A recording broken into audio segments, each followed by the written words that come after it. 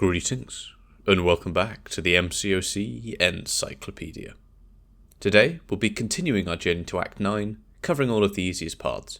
If multiple paths are an option in the quest, I will cover them all. Remember that these are just what I found easier, and your roster and experiences may vary. So let's dive in. Act 9, Chapter 2, Quest number 1, Penance. Are those Scourge nodes still really annoying? Well, let's avoid them in this quest. The path we'll be taking today is Path B through Gambit.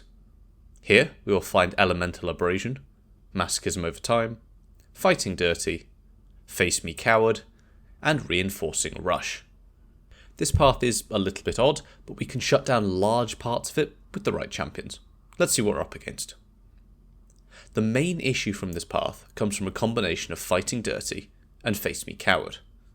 Fighting Dirty will give the defender an unblockable passive at the end of each of their special attacks for 6 seconds. However, this won't trigger if they're suffering from a shock effect, so passive or debuff.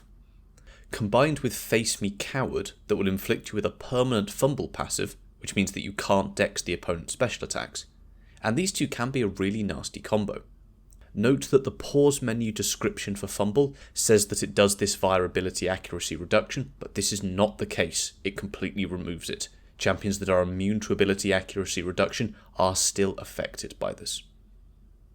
Masochism over Time will also remove any debuff placed on the defender and heal them for 5% of their maximum health over 7 seconds, though this does have a 7-second cooldown, but 5% of these health pools is a lot of health. Luckily, we do have a few helpful nodes as well. Whilst using a tech attacker, Elemental Abrasion will inflict a passive shock on the opponent each time we inflict a Rupture, Incinerate, Plasma, Disintegration, or Poison effect.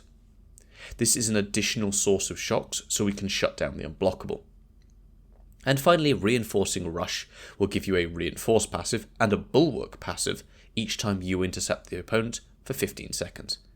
Reinforce means that you cannot be crit, and the Bulwark passive here increases your block proficiency by 10,000 points. With the right champions, I went through this path without seeing a single unblockable. Just intercept well, and the really aggressive AI here helps with that, and block the specials. And this path really isn't too bad.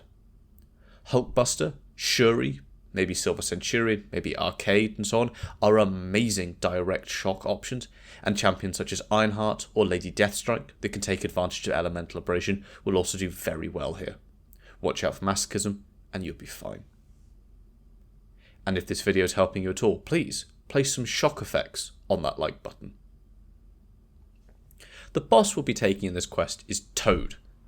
Here we'll find Just Desserts, Healthy Disposition, Prowess Puncture, Powerful from Afar, Special 2 Bias, and Combat Deja Vu Prowess. Just Desserts means that if you remove a buff or passive from Toad, or you prevent one from triggering, you will take a burst of 25% of your max health. So that rules out Nimrod. Healthy Disposition will make Toad stun immune for 8 seconds, then slow immune for 8 seconds, then heal block immune for 8 seconds, then back to stun immune, and it goes round. Slow immune here means absolutely nothing, and heal block immune is very niche, but stun immune can be potentially quite painful, as we'll see in a moment. Prowess Puncture means that whenever Toad gains any form of prowess, he will also gain a non-stacking 90% impact passive, massively increasing his block penetration and hence the amount of damage you take through the block. This combines with Combat Deja Vu Prowess such that if you repeat an action, i.e. go light, Toad gains a prowess, and these ones do stack.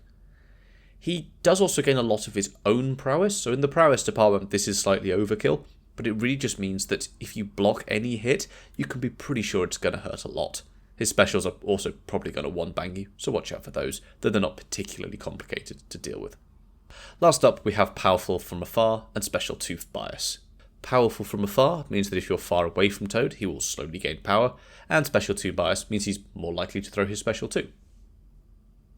Despite some of the nodes sounding quite nasty, I do actually think some of them are here to help. In my runs, he was very happy to throw the Special 1 despite the bias, and the fact we can give him power just by backing up means that we can massively reduce the chance we have to block hits and hence take massive block damage. Special 2 bias also means that he's less likely to just turtle up and special 3 you. Again, helpful. So, what are our options? Well, if you've been watching the channel for a while, this next sentence probably won't be too much of a shock.